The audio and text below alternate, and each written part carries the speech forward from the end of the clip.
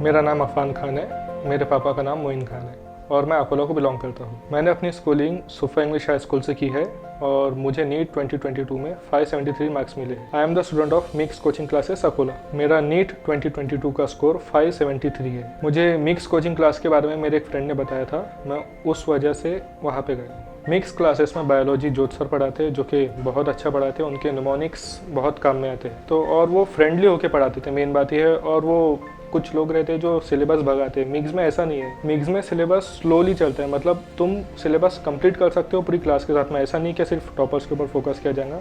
Mostly मुझे biology में ये अच्छा लगा कि जोत सर सेमिनार वगैरह लेते थे और किसी को भी उठा देते थे रैंडमली क्वेश्चन पूछने के लिए। और जोत सर की ये बात भी बहुत अच्छी थी कि वो चीज़ों को कोरिलेट बहुत इजीली कर देते थे। मतलब जैसे कि कोई चैप्टर है न्यूरल कंट्रोल एंड कोऑर्डिनेशन, उसको वो कोरिलेट करते थे केमिकल कंट्रोल से। मतलब जो आगे आने वाला है उसको पहले ही बता देते थे ताकि वो आगे आने के बाद में भी दोबारा रिवाइज हो जाए। केमिस्ट्री के बारे में अगर कहे तो केमिस्ट्री को अजय देशपांडे सर पढ़ाते थे, बहुत बढ़िया पढ़ाते। और सर की एक पॉइंट मुझे बहुत पसंद है कि सर ऑन द पॉइंट बात करते हैं। मतलब अगर कोई लड़का बाहर जा रहा है, जैसे कुछ बाहर का पढ़ के आ गया और पूछ रहे हैं, तो सर बोल देते हैं कि सीधा ये एनसीईआरटी में नहीं, जो अपने काम का है वही सिखाते हैं। ये बहुत अच्छी क्वालिटी लगी मुझे। नीट ओरिएंटेड और अपने को उतना ही पढ़ना है। और देशपांडे सर की क्लास में ऐसा नहीं था कि बोर ही हो जाएंगे पूरा। सर पहले आते थे, जोक्स वगैरह कराते थे, 10-1 मिनट तो अच्छा एंटरटेन करते थे बच्चों को, ताकि बच्चों का माइंड फ्रेश हो जाए।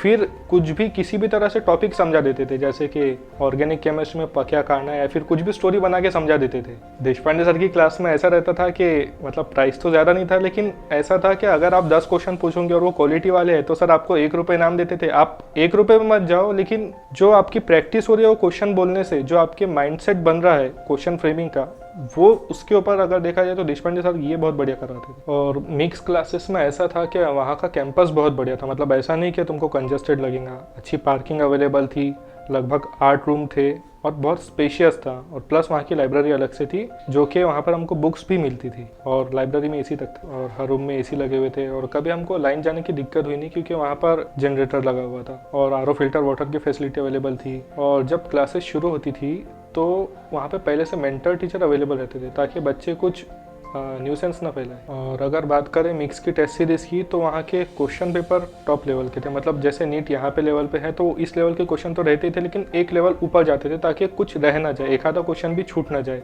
मिक्स की टेस्ट सीरीज़ का सबसे अच्छा फ़ायदा ये था कि हर वीक में होती थी। जैसे कि मतलब अभी 11th में कुछ न्यू स्टूडेंट आए हैं, तो उनकी पहले छोटी छोटी टेस्ट लेंगे ताकि उनको एकदम से बर्डन ना लगे। और कैसा है, नीट एक ऐसा एग्ज़ाम है जिसमें टाइम मैनेजमेंट बहुत ज़रूरी है। तो जो न्यू स्टूडेंट्स आते हैं उनको टाइम मैनेजमेंट समझते नहीं, इसीलिए पहले उनके छोटे छोटे टेस्ट लेते, उनको उसके लिए लायक बनाते पहले। और टेस्ट का ऐसा था कि टेस्ट के नेक्स्ट डे ही एक्सप्लेनेशन हो जाता था तीनों सब्जेक्ट का, और इमीडिएट रिजल्ट पहुंचाया जाता था पेरेंट्स के फ़ोन नंबर पे, ताकि पेरेंट्स को पता चले कि उनका बच्चा कितना आगे बढ़ रहा है। जब बच्चा कुछ अप टू द मार्क हो जाता है, मतलब लगभग 11th आधी हो जाती है या फिर 11th हो जाती है, तो वीकली एसएसपीसी भी स्टार्ट हो जाती है, जो कि मतलब जो भी वीक में पढ़ाया जा रहा उतना पूरा सिलेबस हर संडे टेस्ट रहता था और मंडे के दिन उसका एक्सप्लेनेशन भी हो जाता था।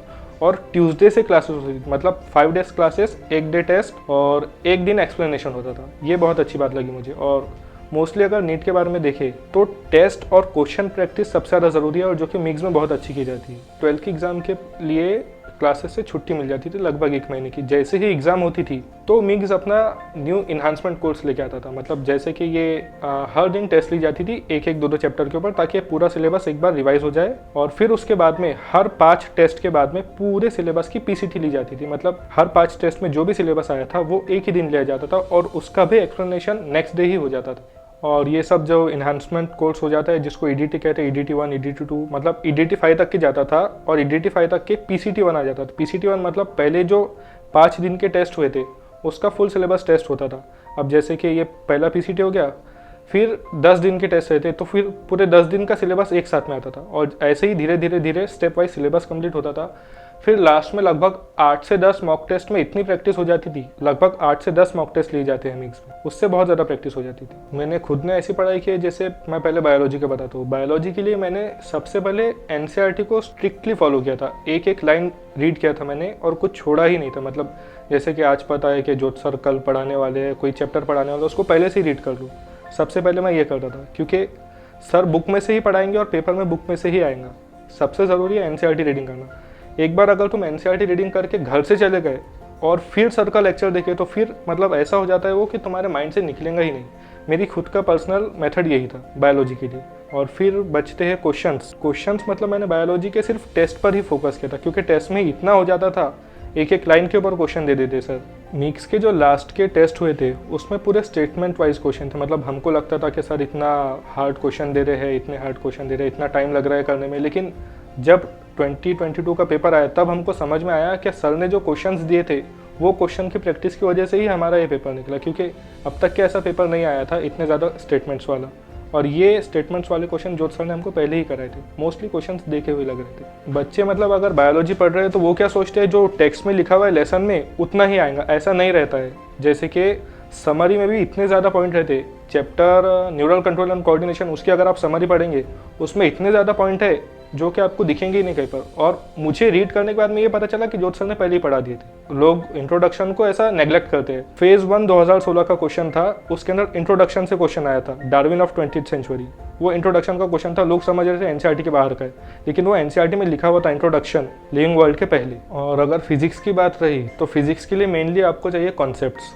जब तक कि आपके कॉन्सेप्ट्स क्लियर नहीं रहेंगे तो आपसे क्वेश्चन सॉल्व नहीं होंगे। मतलब अगर मैं पढ़ूंगा तो पहले मैं अपने कॉन्सेप्ट्स देखता था कि मुझे क्या आता क्या नहीं आता, और उसके लिए आपको पहले पीवाईक्यू देखने पड़ेंगे। पहले पीवाईक्यू सॉल्व करता था। मेरी हैबिट ऐसी थी कि कोई भी चैप्टर रहे तो मैं उसके पहले पीवाईक्यू सॉल्व कर देता था, चाहे कितने भी पुराने हो।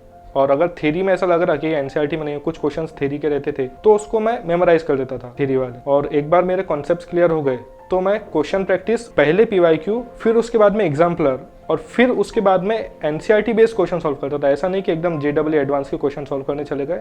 मैं सिर्फ देखता था कि अपने काम का कौन सा है, नीट ओरिएंटेड क्वेश्चन कौन से है, बाकी बाहर की स्टडी ज़्यादा किया नहीं। रही बात केमिस्ट्री की, केमिस्ट्री को एकदम ऐसा एक साथ में नहीं पढ़ा जा सकता। उसके 3 पार्ट है, फिजिकल, ऑर्गेनिक और इनऑर्गेनिक। मैं पहले फिजिकल के लिए बताता हूँ। फिजिकल के लिए आपको पहले जो सर पढ़ाते वो तो समझ नहीं पड़ेगा, क्लासेस के क्वेश्चन करता था मैं जो सर कराते थे। हमारे झा सर थे, उनकी एक आदत थी कि पहले वो खुद के क्वेश्चंस कराते थे, फिर उसके बाद में वो पूरा एनसीईआरटी की बैक एक्सरसाइज को होमवर्क दे देते थे। तो मैं वो ज़रूर करता था, क्योंकि मोस्टली जब नीट है तो नीट में एनसीईआरटी से ही आएगा ना, तो एनसीईआरटी के क्वेश्चंस पहले पूरे सॉल्व करता था मैं। ऐसा नहीं कि छोड़ दिया कुछ, सॉल्व एग्जाम्पल छोड़ दिया या फिर कुछ छोड़ दिया, ऐसा नहीं।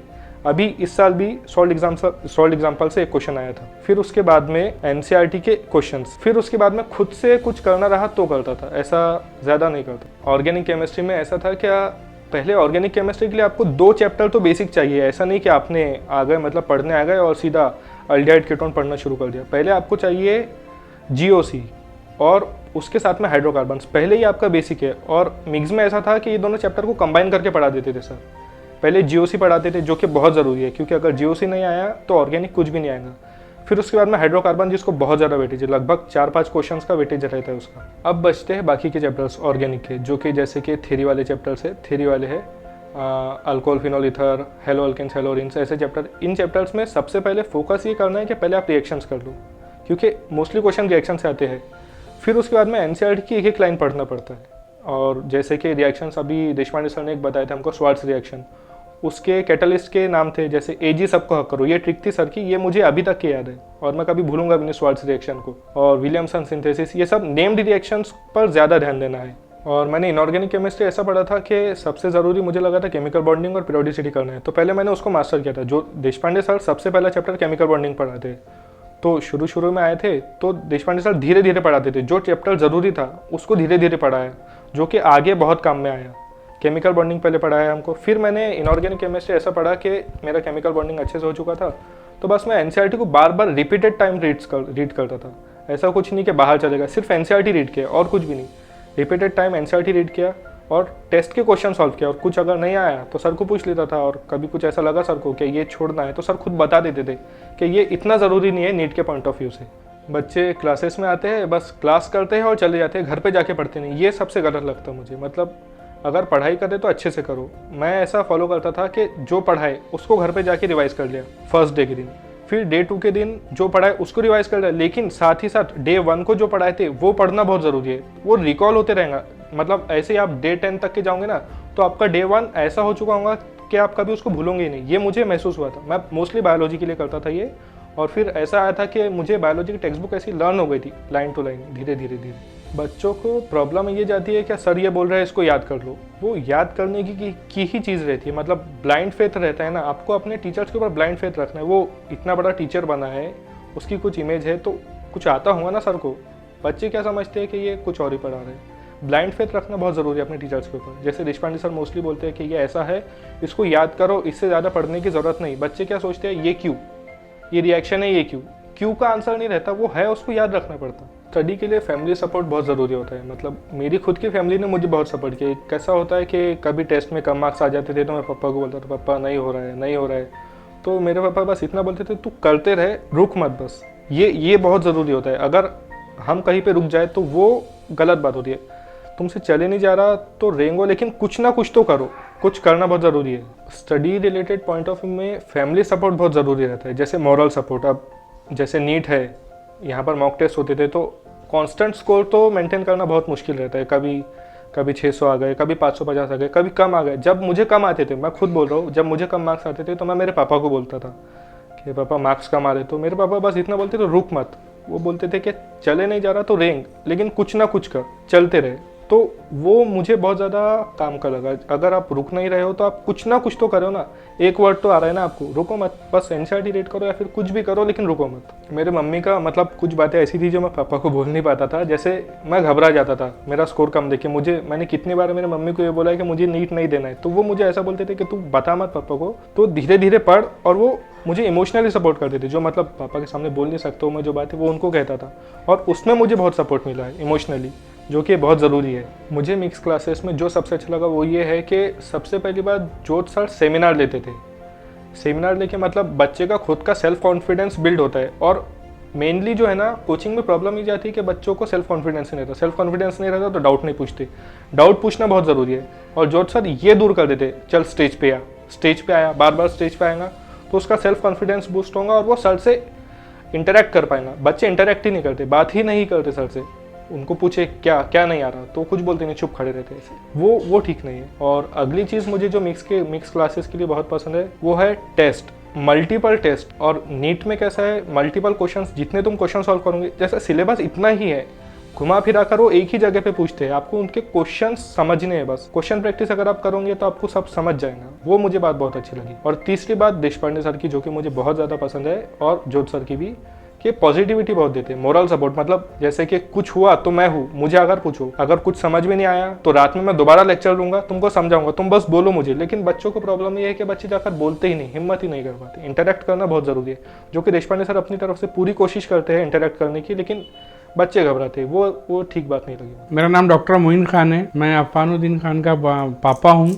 बच्चे ने जो पढ़ाई किया है उसका ज़्यादा से ज़्यादा मैक्सिमम श्रेय मैं जोत सर और देशपांडे सर को देता हूँ। वो लोगों ने इतनी मेहनत की है, वो लोगों की मेहनत की वजह से मेरा बच्चा आज इस मुकाम पे पहुँचा है। और वैसा भी मैं अपने बच्चे की पढ़ाई पर बहुत ज़्यादा प्राउड महसूस करता हूँ।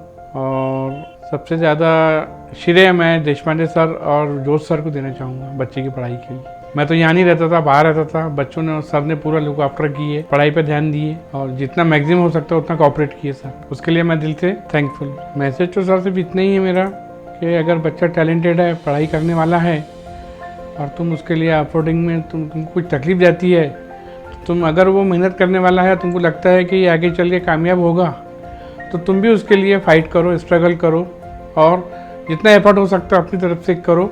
आगे जो कुछ करने वाला है ऊपर वाला है, और आपके एफर्ट का जितना भी वो रहेगा ऊपर वाला आपको 100% देंगे ही देंगे।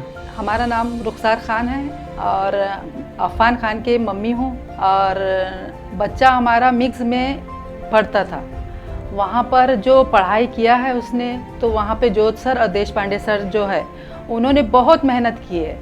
उसके साथ साथ हमारे बच्चे ने भी बहुत मेहनत की है, हार्ड वर्किंग बहुत हुआ। और मेन बात यह है कि बच्चा पहले से ही बहुत ही ज़हीन था, माशाल्लाह बहुत ज़हीन था। और जो हीरा था उसको तराशा है जोत सर और देशपांडे सर ने। और जो कामयाबी हासिल हुई है, तो ये तो नतीजा दिख रहा है आपको। ये बच्चे ने जो हार्ड वर्किंग किया है उसी का नतीजा है। साथ ही साथ हीरा तो हर कोई रहता है, लेकिन उसे तराशने वाला चाहिए। तराशने में सबसे ज़्यादा मेहनत जोत सर देशपांडे सर की है। और इंशाल्लाह और आगे कामयाब ही होगा बच्चा। और पहले से तो ऐसा उनका एम था ज़िंदगी का कि हमें डॉक्टर ही बनना है और ख़ास तौर से MBBS ही करना है। ये सबसे मेन मुद्दा था उनका। तो वो जो उन्होंने एम रखा था अपनी ज़िंदगी का, उसे कामयाब किया।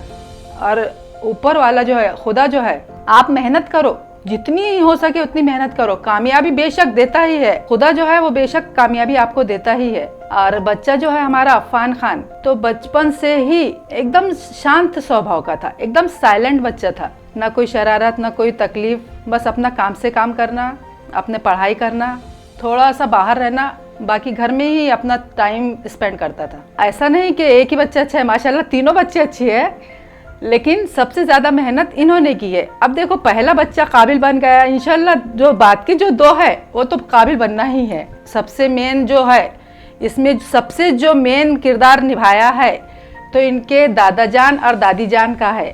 Proud to be मिक्सियन।